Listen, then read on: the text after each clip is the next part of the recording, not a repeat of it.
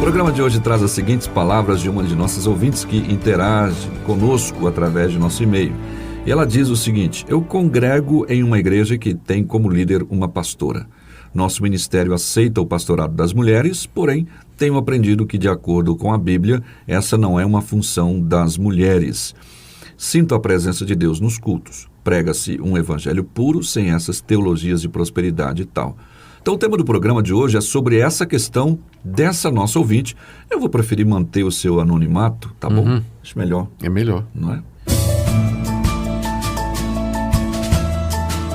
Então, a nossa ouvinte segue o seu e-mail sobre o tema argumentando para formular sua pergunta. Ela diz: tenho medo de estar julgando as pregações da minha pastora pelo fato de essa não ser uma função das mulheres, o pastorado, e sim dos homens. E não quero ficar na hora do culto, entre aspas, pecando se o que ela diz vem de Deus ou não por esse fato. Então ela formula a sua pergunta finalmente, pastor. Como posso saber se Deus fala através da minha pastora quando a palavra de Deus diz que essa é uma função somente para os homens? Espero que vocês possam me ajudar. Essa não é uma pergunta fácil, né? Sim. E a resposta, eu sei que pode acabar desagradando muita gente, mas a gente tem que ser coerente com aquilo que acredita. Sim. Eu quero começar com a questão prática dela, né? Se ela já chegou à conclusão de que o pastorado feminino é contrário à palavra de Deus, e para não continuar nessa situação em que ela descreve, né, como de julgamento e dúvida e questionamento, a melhor coisa seria procurar uma igreja onde não tem o pastorado feminino. E isso, então, resolveria o problema dela, né? Já que ela chegou a essa conclusão de que o pastorado feminino realmente não tem fundamentação bíblica. E esse tema estamos tratando a primeira vez aqui, então, né? Então ela chegou à conclusão, talvez por outros meios. Né? Sim. E aí nós entramos na questão do mérito, né? Da questão do próprio pastorado feminino. Eu sou a favor do ministério feminino, entendido como o trabalho e a participação das mulheres na vida da igreja. A Bíblia é muito clara sobre a participação efetiva das mulheres na história da redenção. Desde o Antigo Testamento você encontra mulheres de valor, como Uda, como Débora, que foi aquela líder extraordinária, juíza, que Deus usou para livrar Israel. Você encontra mulheres de valor, como Miriam, como Ana, que era mãe de Samuel. Enfim, Deus tem usado e Deus tem se valido do serviço das mulheres no Antigo Testamento, isso é muito claro. No Novo isso não é diferente. Jesus tinha mulheres que o seguiam, que o serviam. Quando ele ressuscita dos mortos, ele aparece primeiro às mulheres que saem para anunciar o Evangelho. Para valorizá-las. Para valorizá-las, inclusive. Nas cartas que Paulo escreve às igrejas, no final, quando ele faz as saudações, e aqui eu estou pensando mais na carta aos Romanos, capítulo 16, ele se refere a várias mulheres que eram preciosas no ministério. Fala de Febe. Ele nomeia, se não me engano, 6 ou 7 mulheres cujo ministério tinha abençoado a vida do próprio apóstolo Paulo, né?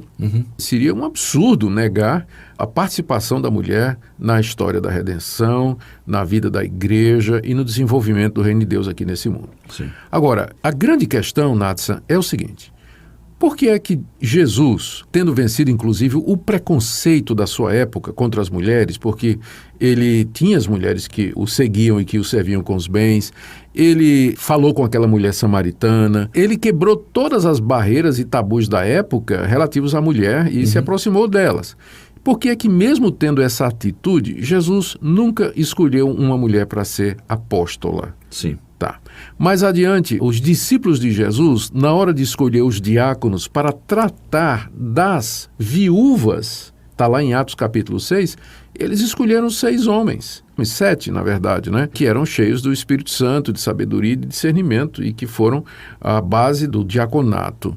Paulo, quando escreve a Timóteo sobre a escolha de líderes para a igreja, ele diz que uma das condições é que o presbítero, né, o pastor, o diácono, seja marido de uma só mulher. Então, é evidente que Paulo tinha na mente homens cristãos qualificados para ocupar os postos de liderança.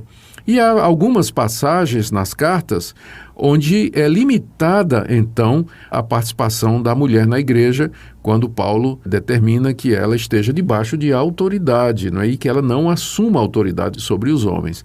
Eu sou a favor do ministério das mulheres. Na própria igreja presbiteriana, sem a participação das mulheres, nós não poderíamos chegar nem perto do que tem sido realizado, mas há uma restrição no Novo Testamento quanto ao ministério das mulheres, que é a questão dela ocupar uma posição de autoridade. Paulo diz lá em 1 Coríntios capítulo 11, eu quero que vocês saibam que Deus é o cabeça de Cristo, que é o cabeça do homem, que é o cabeça da mulher. Há uma designação hierárquica aí. Quando Paulo descreve os papéis relativos do homem e da mulher no casamento, ele diz que a mulher deve ser submissa ao seu marido, porque o marido é o cabeça da mulher, como Cristo é o cabeça da igreja. E já na criação, quando Deus fez o homem e a mulher, Nathan, no relato de Gênesis, Deus primeiro fez o homem e da costela tirou uma mulher que fosse a auxiliadora idônea dele. Certo. Tá? Então, toda a evidência bíblica aponta que homem e mulher, mesmo sendo iguais diante de Deus, eles, contudo, preenchem papéis diferentes. E a liderança da família e da igreja foi dada ao homem. Eu creio que, numa situação como essa, você não tem nenhum caso de pastora no Novo Testamento, nenhuma mulher que ocupe a posição de pastor, de presbítero ou de diácono no Novo Testamento. No Antigo Testamento, embora você tenha profetisas e líderes como Uda e Débora, contudo você não tem sacerdotisas, Sim. que seria o equivalente à função ministerial no Novo Testamento. Então, por conta disso, nós não cremos que a mulher possa ser pastora. Não possa exercer. Isso. Tem algumas pessoas que, inclusive, pensam que o diaconato ainda sim, presbiterato não. Como é que o senhor pensa nessa questão? Se você entender o diaconato simplesmente como um serviço, né, não como um ofício de autoridade, mas como sendo uma função, eu não teria problemas as mulheres serem diaconisas. Mas se você entender o diaconato como um ofício que tem autoridade, então as mulheres estariam impedidas de participar, porque essa é a única restrição que a Bíblia impõe, né, que elas não podem ocupar a posição de autoridade, exercer autoridade espiritual ou eclesiástica na igreja. E aqui vem o problema, porque o que é que você faz com essas passagens em que Paulo proíbe, por exemplo, que a mulher ensine e exerça autoridade sobre o homem? As pessoas que vão justificar o ministério feminino vão ter que dizer ou que Paulo era machista, né, que Paulo estava equivocado, que aquela passagem não vale mais para os nossos dias, que a situação é outra, e aí abre um precedente para você dizer que determinadas passagens da Bíblia não se aplicam mais hoje por uma questão cultural. Certo. E aí nós vamos estender isso também para a questão da homossexualidade. E já é feito, é uma né? tendência, né, que as pessoas costumam fazer. Já é feito, dizendo que Paulo, quando se pronuncia contra a homossexualidade, lá em Romanos capítulo 1, era porque ele estava preso ao veso cultural da sua época. Hoje em dia já se sabe que a pessoa já nasce com isso e, portanto, não se pode mais aplicar. Então, eu vou acabar tirando da Bíblia tudo aquilo que eu discordo, à guisa do argumento do condicionamento cultural.